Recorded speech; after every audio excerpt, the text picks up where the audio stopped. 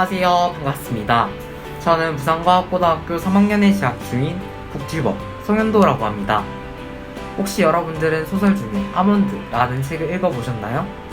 제가 이번에 리뷰할 책은 협성문화재단 제2회 주니어 북튜버 콘테스트와 함께하는 손은평 작가님의 소설 아몬드라는 책과 함께하게 되었습니다. 저는 이 아몬드라는 소설을 정말 감명 깊게 읽었는데요. 이 책은 감정이라는 주제로 다각도, 다방면에서 이 윤재라는 친구와 함께 해석을 할 수 있었기 때문에 저에게 가장 인상 깊은 책이었던 것 같습니다. 그러면 저와 같이 함께 이 책에 한번 빠져보도록 할까요?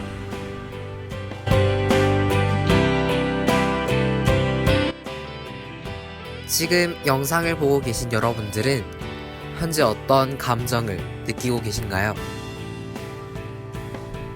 여러분들이 오늘 하루에 있었던 일에 따라 애정, 설렘, 호감을 가진 사랑, 긍정, 기쁨, 즐거움을 가진 행복, 우울, 속상, 상실감을 가진 슬픔, 화남, 부정, 답답함을 가진 분노, 불쾌, 소름, 옥삭함을 가진 공포 등 다양한 감정을 느끼신 여러분들이 있었을 것입니다. 감정이라는 것은 누군가에게는 소중히 다루는 중요한 존재일 수 있고 또 다른 누군가에게는 힘듦이 되는 괴로운 존재일 수 있습니다. 왜냐하면 개인이 가진 성격, 살아온 방식에 따라 몸소 느꼈던, 느끼고 있는 감정의 깊이는 모두 다르기 때문이죠. 만약 당신이 감정을 느낄 수 없게 된다면 당신의 일상은 어떻게 될까요?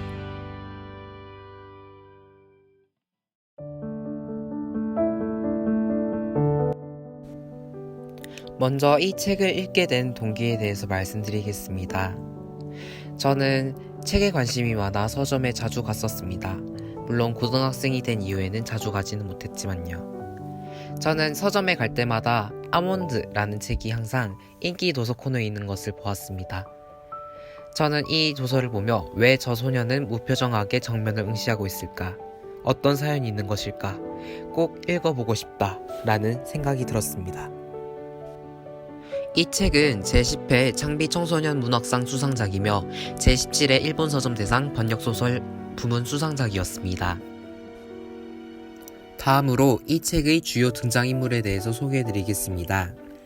이 책의 디자인 표지이자 주인공인 선윤재, 그리고 윤재의 엄마, 윤재의 할멈, 그리고 신박사, 윤교수라 부르는 윤건호, 곤이라 부르는 윤희수, 이도라가 등장합니다.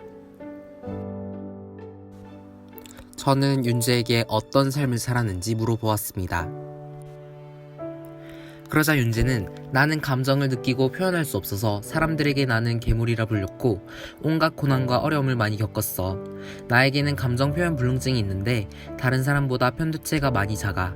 그래서 엄마와 할머니 도움으로 감정과 행동을 글로 공부했어 라고 말했습니다.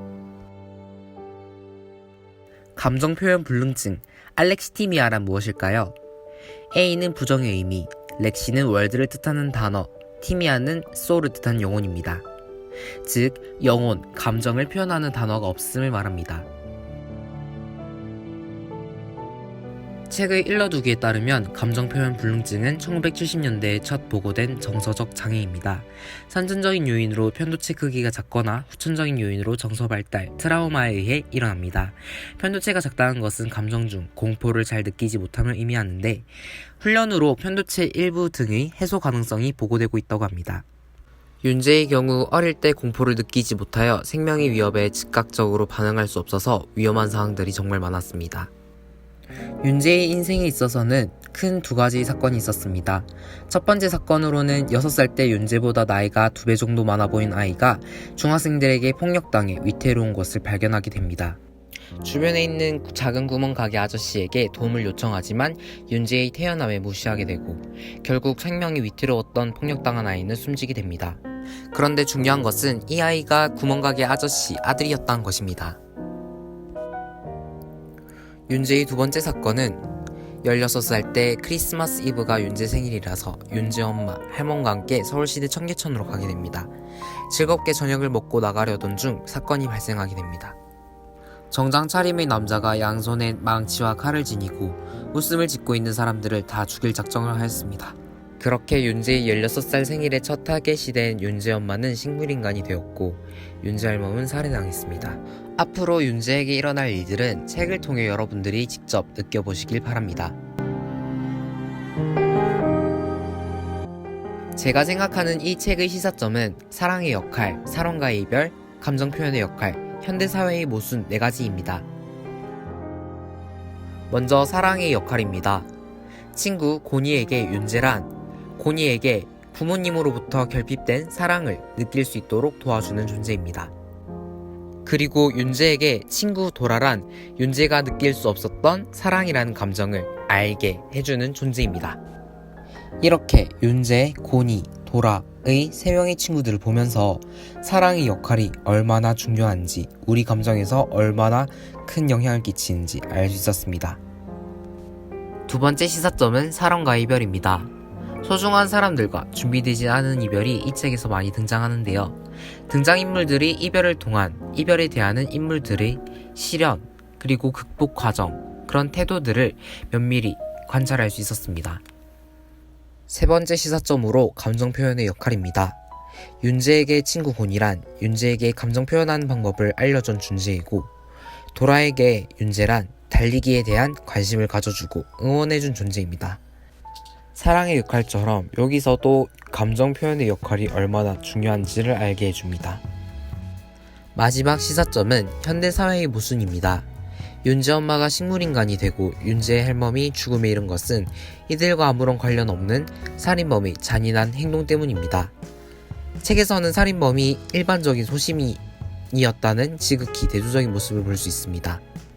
소설 속 살인범처럼 어떤 사망사건이 발생하면 사건보다 사회학적 문제에 초점되고 희생자보다도 사회학적 문제만 화두되는 현대사회의 모습을 나타낸 것이 아닌가 하는 생각이 들었습니다.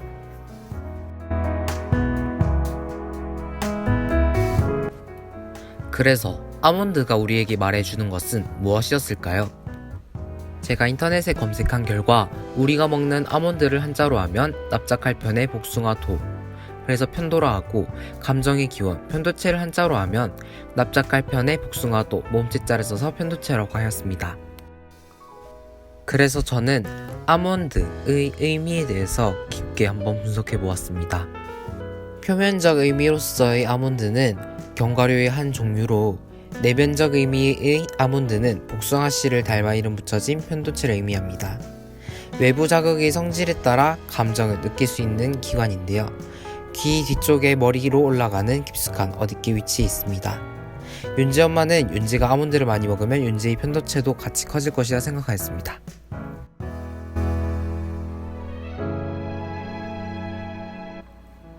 현재 우리의 의사소통 방식은 대면 의사소통보다 비대면 의사소통이 더 활발합니다. 특히 코로나19 시대에 더 접어들면서 문자 채팅 앱을 이용한 의사소통이 중요시 되었는데요. 지금 화면에 보고 계신 것처럼 이러한 의사소통 방식은 우리의 일상이 되었습니다. 그러나 비대면 의사소통은 감정 한계가 있습니다. 연속적인 대화가 아니고 상대방의 표정을 알 수 없으므로 상대방의 속마음을 완전히 알 수 없습니다. 저는 현대사회의 아몬드 특징에 대해 공부, 취업 등의 이유로 아몬드가 상처를 잘 받고 개인화되는 사회 속 아몬드의 사용 빈도가 적고 말하기 대화보다 문자 대화의 아몬드에 익숙하다는 점을 꼽았습니다. 저는 현대사회의 아몬드를 키우기 위해서는 나 자신의 감정을 되돌아보고 서로에게 관심을 가지는 것이 중요할 것으로 생각하였습니다. 본 영상에서 사용된 책 아몬드의 표지 사진은 창비 청소년 출판부의 허락 및 제공을 받아 사용되었음을 알립니다. 사진을 흔쾌히 제공해주신 창비 청소년 출판부 관계자님들과 손원평 작가님께 진심으로 감사 인사를 드리고 싶습니다. 이 책을 읽은 분들만 알 수 있는 깊은 마음속의 감정을 꼭 느껴보시길 바랍니다. 네, 이렇게 지금까지 저와 함께 소설 아몬드를 통한 북리뷰를 진행해 보았는데요. 이 소설 아몬드, 여러분들에게 어떤 의미로 다가왔나요? 저는 청소년기를 보내는 저 또래의 친구들이 이 책을 읽는다면은 정말 감정이라는 부분에 대해서 공감이나 치유를 받을 수 있는 정말 좋은 책이었다고 생각합니다. 그리고 청소년기 친구들 뿐만 아니라 어른들도 함께 읽으면 정말 좋은 책이라는 생각이 들었어요. 그럼 이상으로 북리뷰를 모두 마치도록 하겠습니다. 영상이 마음에 드셨다면 구독과 좋아요, 알림 설정까지 꼭 부탁드려요. 그럼 안녕.